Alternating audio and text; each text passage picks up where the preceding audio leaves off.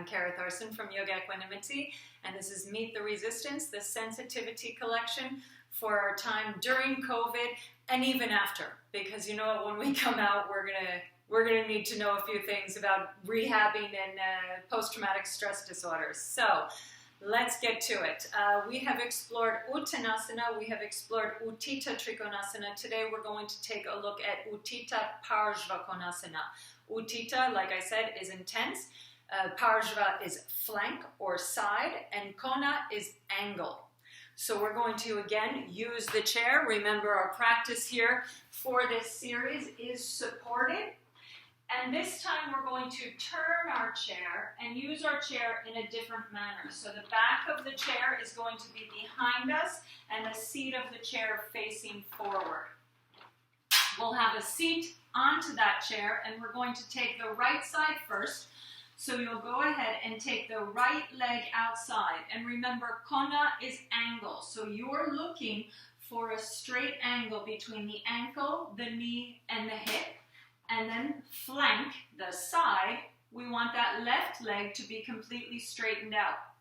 So we can start here by holding the chair and looking to get that right side, lengthening up, using the shoulders to bring them in line forward facing and using the ribs as another reference. And this is why yoga requires such sensitivity. We need to know where every place of our body is, or every point of our body is, in order to have the proper reformation for it. If we want to know the self, we have to know our flaws. So inhale and lift up. And then exhale, begin to slide your hand down to take that inner post. Some of us will be up high, and this is a nice work to bring that thigh or roll that right thigh back and use the pressure to bring the two sides of the trunk long and roll the trunk. Some of us will be able to maintain that action and bring the arm lower towards the floor. Both are fine. Work with what you have. So now I see in the video that my waist is lifting away from the thigh. We want that right side of the waist descending towards the thigh and towards the armpit so that our angle is clear, so that our work is clear. The left hand can stay to the left thigh, or you can increase the action by bringing the left hand behind you onto the chair to look into that turn of the trunk as well. Keep that left outer edge of the foot pressing down towards the floor. Keep the resistance of the two arms. One more inhalation, and then an exhalation, start to roll forward. Press through the left hand on the chair to come back up. And let's look at the other side.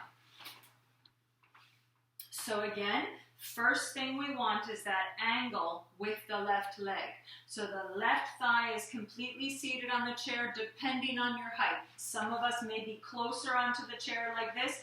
Some of us may be further onto the chair. For some of us, we may need a brick under the foot. It really depends on your height. For me, the chair seems to be at the perfect height, so I'm lucky. Bring that right leg out, and here is the side. The side is the stability point. Once we're there, use your hands onto the chair to bring the trunk forward. And now I have a scoliosis, which is more definable in this pose. You see the rotation, so I have to work with that. Notice what your defaults are. Notice and get sensitive to what isn't working within you so that you don't have pain later from the compensatory patterns. Use that left hand to bring the trunk forward, and then exhale, start to slide the hand down onto the chair. And you can stay here for a moment. See what's happening. Sometimes it's really nice to go 3%, 30% of your move, and then move into 40% or move into 5%. And see little by little as you creep into the pose, what have you gained, what have you lost? And believe me, if you've lost something, you've also likewise gained something, because knowledge is power. So go ahead again, lengthen that left side of the trunk out towards the armpit. You can stretch that right arm up if you want, or you can reach back and grab the chair and create that roll of the trunk.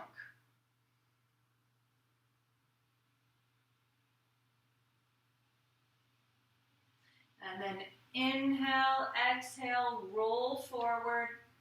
Bring the right hand down, support yourself as you come up. Remember, is intense, so you want to support yourself when you come up. Have a seat on the chair. You can open the knees wide for a moment and just catch your breath. That pose for me, I mean, the first 10 years of my practice probably, I would go into that pose as the second pose of my practice, and every single time I would come up and I would look at my picture of Mr. Iyengar and think, thank you. Not even think, but say, thank you. Because that pose for me breaks up all the cobwebs. So, Utthita ParsvaKonasana. Again, I hope you're enjoying this series on sensitivity, and keep practicing. Meet the resistance.